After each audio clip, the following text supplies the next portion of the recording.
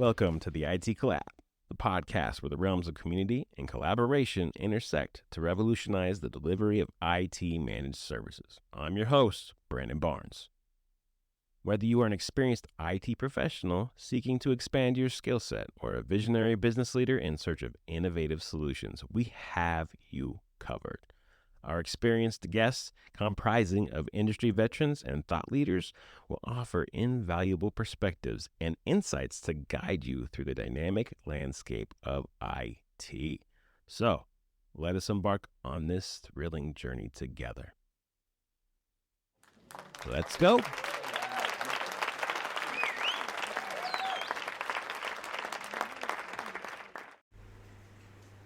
Hey everyone, it's Brandon.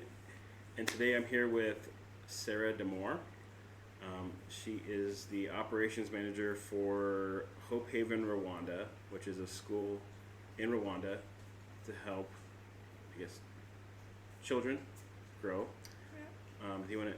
What else do you do here? We're in Rwanda right now, so just so you know, it's raining outside. We're we're on the campus here in Rwanda, and we're actually. She showed me everything and how crazy big this place is and how it's growing. So what would you say that you do here? Well, my role with the organization, we're a nonprofit in the U.S., Hope Haven Rwanda, and then we manage a school here in Rwanda. We're about 20 minutes outside the capital city of Kigali. In a really poor and rural area. It's kind of remarkable when you're really that close to the city how the disparity can change pretty quickly. Yeah, it's crazy. But the school has been here since 2012, and I've been on staff for almost 7 years, and this is my 12th trip to Rwanda. When I'm here, I do a lot of hosting of guests and visitors, and then I also work with a lot of the administration. I'm not a teacher, but I work with the IT department, leadership team, just try to help put together processes and structure to some of the things that we've done. We've grown significantly in the last 12 months. Our student body grew like 80%. So we've just seen a lot of challenges. When you say 80%, I mean, me coming here seeing this, 80%, the numbers wise is how much? I think we said close to 1,800 people total. Yep, right now this current school year we have about 1,800 students total between our nursery, primary, and secondary schools. But last year, a year ago, we had about 500 or so. What we did when we opened up our secondary school, which is a boarding school, is we recruited students from all over the country to come here. Before that time, everyone had to live in pretty close proximity to our school. And those were the people that we were serving. In Rwanda, people have like a poverty rating, and we were really focused on the lowest two. So there's four ratings, and so we wanted people in the 1 and 2 category. Those are pretty much people that have either no job or all day labor. It's hand to mouth, every day, and how they survive. So there's a lot of kids in that environment who are very sharp and very talented, but they just don't have the resources or the parents, How did they support. How do they get rated? It's based on like if you own a home or what your career is, if you have a paycheck. Okay. So a level 1 person does not own any property. They don't have a regular income. Are they homeless? I wouldn't really say they're homeless because They just stay places. people just find places. The community, here is everyone kind of really supports each other. Mm-hmm. So people just find places to stay. It's not like America. Yeah. Okay. You don't find like people living out. I shouldn't say not at all, but most people at least are brought in by a neighbor or somebody to stay there, and the majority just rent. So renting like a very, very small, like maybe 8 by 8 room or something, might be like equivalent to like $5 a month. And then that was significant for a family, if someone who has no income. How you fit a family in that? Yeah. An eight. I just visited recently a mother with 2 children Mm-hmm. in a single room that she is renting, Like the bed and a bed. That's about it. wow. What And kids not are- and the bed was in really, really bad shape. I mean, it's bad. Wow. It's more of a piece of foam. Because you did like a home visit. Mm-hmm. Okay. Yeah. So I guess the reason why you're on an IT podcast Yeah. is you guys actually had me come out so that I can help build out your IT infrastructure. I think for me, I was absolutely astonished at the place itself and understanding why you'd want me to come all the way out here to help with this. So it's kind of cool. But why did you guys feel the need that you needed more IT infrastructure and security? Well, I mean, as a school, we see the value, in making sure these students are learning and can be they can compete in the world marketplace. They need to know IT. Yeah. Everything, obviously, we know.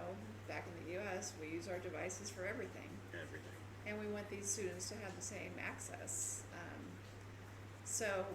But we need to have an environment where it's safe, and secure. We're not subjecting our students or staff to temptation or, things that Yes. are not appropriate. When they're here, they should be focused on school and academics.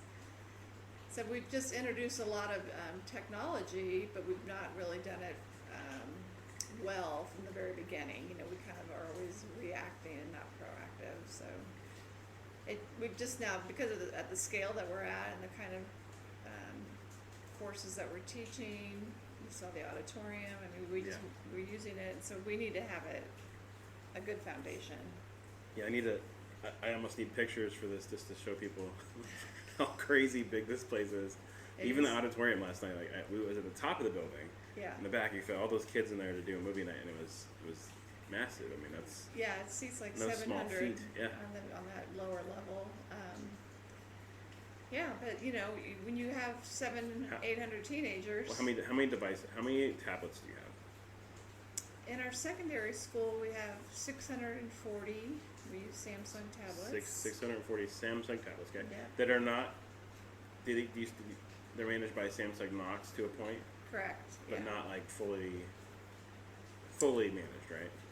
Yeah, I mean, the students, we found out last year, because we just started the tablets a year ago, and they very quickly figured out how to bypass any Yeah. kind of settings Yeah. and deactivate anything, and so they were just enjoying the tablet and watching lots of movies and whatever, playing games.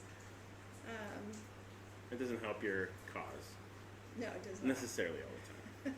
I mean, it's kind of fun that they figure stuff out, but then it becomes a game. Yeah, I think we have some students that we could definitely use them as our guinea pigs. Like I want them to show me.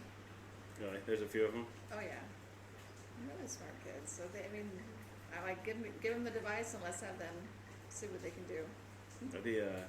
Your test class of your computer. Yeah, like you won't get in trouble. Right. Try and bypass this. Show me what you can get through on this. That's awesome.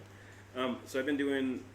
This is like probably 5th episode. I did a couple episodes about. I've been doing like a whole thing on security, right? So I asked people, what is IT security? And I guess this kind of fits in that realm too, because we're locking down devices. And when we lock down devices, it is an integral piece of security, because you're basically securing your environment the way you want it. Right. I think you see the value. Like I said, I was still, when I first heard this, I was not sure that was the right fit. Like, why do they really need to get this secure? But I understand now, fully from seeing this, that you do. But to you, I have to ask this question: what is IT security from your standpoint, or what? And it can be as simple basic. There's no wrong answer. I'm not a super IT person. No. But I have enough knowledge, I guess. But we really just want to provide a safe environment for the students. And also, it's a huge investment for us on all these devices. I mean, we need to be good stewards of the dollars that our donors, have given us, and to invest in all of this technology. and Not lose it. yeah, Make not sure it's lose secure. it. Make sure that they can't. Yeah, they're Yeah. just, again, there seems to be processes and responsibility showing, good digital, what's it called, responsibility, or, so many young people, they don't realize there's really no such thing as delete. Once you post it, I mean, it's you're gone. Yeah. And so they don't totally get that, and then they just push all the limits. And so, but the same thing with our staff, when they're here, we want them to be focused on teaching and academics, and we want to provide technology that is appropriate for all of that, and lock out and secure things that are not necessary for when they're here at school. I always say that security is a balance of functionality and security. Yeah. Because you're really trying to find that good balance of like, hey, I don't want you surfing the internet all the time and I'll do all the things, but I still need you to do your job and have some freedom. So it's Yeah, and sometimes with the tablets, I mean, the way the classrooms are set up, I mean, the teacher doesn't know, they're in the front of the classroom, the kid's sitting there on their tablet. Well, it's also resources, right? Like, I don't want you guys using this to watch the things you're going to watch and do the things you're going to do. Use your own personal stuff for that. I think as we start to, enroll all these devices and start this security / infrastructure. I think people always ask me what security is in IT too. I go, it's layers. Because then you're going to talk to me about, an email was sent in that was unsecured here. There's different areas. The network is a piece of security, and the email is a piece of security. You have to secure that, and you have to secure your, files. If you want your file, there's all kinds of different layers you want to do. But for here, this is in particular, your infrastructure, your devices are huge to me. Yeah, I mean, we didn't have a firewall in place all of last year, and so you don't want people especially kids. You don't want them searching for bad things. Yeah, inappropriate things. We then people share our network passwords. Yeah. And we have people that are standing right outside the gates trying to get internet. They're on. They get on. But that's security. That is a piece of security. So right? then they're on our network, and who knows what they're doing and what they're going to expose us to. So yeah, that's actually I call it piggybacking. Yeah. And so if you're going to pull off a crime, cybercrime, you go connect to. That's why they have all these nomenclature, all these different things. When you go to a Starbucks and they make you agree to things. Right. It's called piggybacking. Yeah. So if someone's going to do something violent, they'll pick your password, do it off yours, because they know it's off your IP, not theirs. Yeah, I mean, we definitely don't want anyone to. Or just stealing. Get into our system. We don't have that much kind of sensitive information. I mean, we have some, but most of our other solutions for like student data and stuff are all cloud-based, so they're not stored here. That's awesome. Yeah. So I'm going to be here for the next week plus. We're going to do a lot of work. I mean, I think it was funny when I was talking to you and you were telling me how you, at first you're like, just lock it all down. It was kind of funny, like, well, if they want it, like, we're trying to allow applications and we're trying to make sure they have passwords, and it's just funny the way it's going to go, but I'm excited for this whole thing to take place. Yeah, it's easier to give than take away, so it'll seem more of a win to the staff and teachers if all of a sudden they ask for it. We're like, oh yeah, that's okay, so then we give it to them, but if we're like, you can't have that, we keep taking things away. When you go to school, they actually tell you with the firewall, the first thing you should do is lock it all the way down. Yeah. And then slowly start undoing it as you go. And that way, instead of going the opposite, where you slowly start locking things down. Right. Which is interesting, because your screamers are going to come first and say, hey, I need this, I really need this. And then they have to justify why they need said things open. Because you start talking about Facebook, TikTok, all these different areas, right? You have guests that come in and donors that come in. I didn't realize the beautiful places you have here for donors, and they can come visit. And when you have people from, youth groups, things that visit for the dorms back here. Beautiful food. So I mean, there's all kinds of different people that need different access. Right. And so that's also a piece of it. Your teachers, administration, the guests. Yep. It's all gonna be different. So yeah, exactly. Yeah, it's awesome. I just.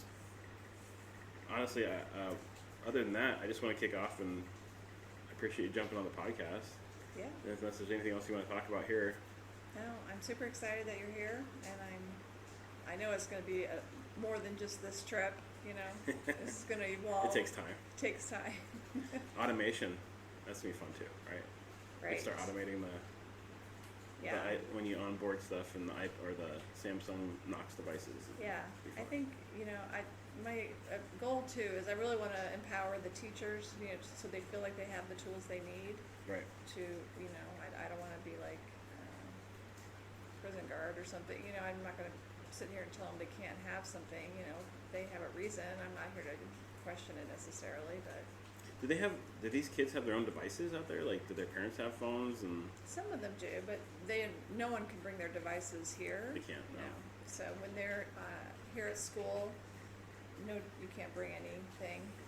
And it's all over. The range is, you know, some of our kids are extremely poor families, so their parents might have like a really, really basic cell phone, you know, definitely not a smartphone. They still have the flip phones? Oh yeah. Really? Those Yeah. are here, they're still big out here? And a lot of phones that are used out here, you don't need to buy your airtime, like if, and our parents pay their school fees through their phone, because they do mobile money. It's kind of like doing Venmo, but it's Yeah, something different. mobile money. So you just text a code and then you can put in the dollar amount and pay your school fees. And you don't need to have airtime for that. The way they set up these systems, because you get a family who can't afford to pay for airtime. No one has like unlimited Like we data do? plans like we do. It's not the same over here. No, they constantly run out of airtime, so people are always running up.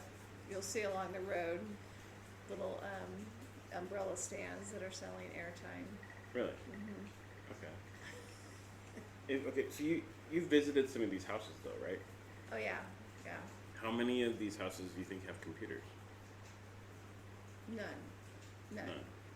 I've never seen a computer in any of our homes. Are you serious? No. And most of them don't even have electricity. They don't have plumbing. They don't have. Electricity. Mm-mm. It depends. Some might have. It just depends. But if they have electricity, it's for like one light bulb. Wow. Okay. You go to some homes and they might have a TV, like what I have in here. You know, where they might have service, like a real minimal kind of. DVD player or something connect to it. A lot of. Love They do a lot of downloading, put things on flash drives, okay. and then Play it off that. you can go up to the road. There's like a little stand that you can go get a movie on a flash drive, and then you can take it home. It's not. I think that's crazy because I remember back like in New York City, I'd go see DVDs or Blu-rays that are burnt. And you're like, oh my god, let's go get the newest, latest, greatest. So to see it, it's hilarious to hear it on the flash drive. Yeah, and they don't care. It could be a No. movie from 1987. You know, they don't. No. But It's bootlegging. It's it fine. depends. You know, we do have different levels of economics, you know, in our student body. So some kids do come from a nicer home with probably computers at home. What about teachers? No. No. Most of our teachers live in our community. Okay. You'll see them. They walk home. They have Do they their have proper phones. schooling? What's that? Do they have proper schooling and everything? Yeah, it depends on like the lower. Like if you teach in preschool level or lower elementary, you might have a teaching certificate, and then as you get into older, then they have like a bachelor's degree, and some have master's degrees. Master's degree. Mm-hmm. Wow. Yeah. That's crazy. Seriously? Yeah. Like where from? A lot of East Africa. We have a lot of teachers from Uganda. I think Uganda just must have a pretty good system on training their teachers, and they learn English. They train in English. So it's hard to find jobs, so they like to come here. So some of our teachers that do that, I mean, they leave their families behind for when they're here for like 12, 13 weeks, and they find a place to rent near here, and then they'll go home during breaks to see their family. That's crazy. Mm-hmm. I mean, I guess in one way I want to look at it and go, are we helping by maybe giving more technology, bringing technology, or at least introducing it to people here to grow? I mean, to me, I think I look at the way we were talking about even building computer from scratch, and how big that used to be when I was young. You know, earlier on in technology, get your A+ certification and build computers, and you get really kind of nerdy with it. You're like, oh, I got to make this go to here, but it's really cool building these things. And then now, as Americans, you don't see it as much because it's just like toss. Yeah. Everything's buy and it's gone. Yeah. But what I didn't realize, is a lot of our old phones and stuff come over here. So when you recycle a Samsung or you recycle things, they come over here. Yeah. Or they come to other countries that need any recycling things you see at Best Buy. They go, yeah, we'll take it. We'll take your devices, and they recycle them. That's true. Did you know that? I didn't know. A lot of times when some of our staff, they might want an iPhone. That's like, to have an iPhone here is royalty. And so, but I will help them. Like, I might buy it off of Amazon. I just get a refurbished iPhone, bring it out for them. Like, no one out here has like a brand new, like they didn't have the iPhone 15, that's for sure. But you might get an iPhone 10, 11. And they're like, it's like the employee of the month gets an iPhone and they're like, oh. Yeah, it's It'd be a pretty big contest, I guess.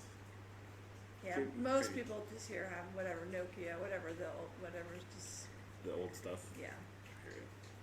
That's, I mean, I guess it's hard to fathom sometimes just how far advanced we are in some areas like that.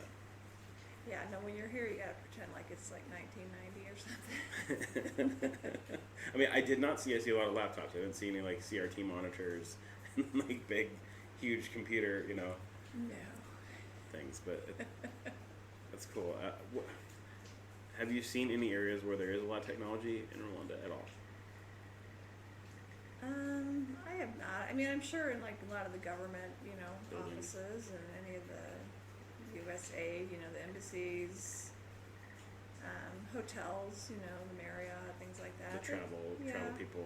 Travel, tourism. So, but it's hard. Like if I have to go to an Apple store, there's like maybe one or two Here? in Kigali. You have to go to the Apple store? Well, it's not even an Apple store. It's just an Apple Place. authorized Apple retailers. What did you have to get fixed? One time, well, I think because of the power here, the power here is 240 Right. or 220, I should say. It'll zap it. My battery, expanded quite significantly. Did you get a new one, or? They were able to get it out, and they put in a new battery, so Oh, really? I was happy. But They have to like take the I glue really off. freaked out. The guy was really freaked out trying to open it. He stood as far back as his arm would reach, Because thinking he it was didn't going to want to explode. Yeah. Yeah. That's hilarious. Was it a different kind of iPhone here? It was a MacBook. It was. Oh, okay. A computer. Computer, not Yeah. an iPhone. Yeah. Well, so do they have different types of batteries or any different things for the 220 here?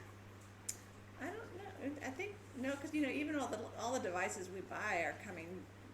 They come from like in Dubai or India or somewhere. They're not. So it's just a matter of They're the not power, coming the power here. conversion. Everything's- Yeah. That's crazy. I can't believe it. Well, it's been fun. I'm gonna wrap it up. I just want to say thank you for joining me. It's really just small talk. I mean, it was really cool. I want to kind of wrap it up and talk about my whole experience while I've been here, because I think thus far you've been showing me the whole place and just the whole network and all the different back-end infrastructure, so we can talk more. And at any level, even if it's just a school, there's still security. Exactly. And it's all IT. I think in general, I'm doing the whole thing on security. Right. But IT in general starts in so many different areas, and it's kind of cool to hear that you're trying to improve and teach these kids, and teach these, you're actually using technology here to improve it, and I think that's a huge leap, so it's Right. awesome. Yeah. Thank you for joining me. Great. Thank you.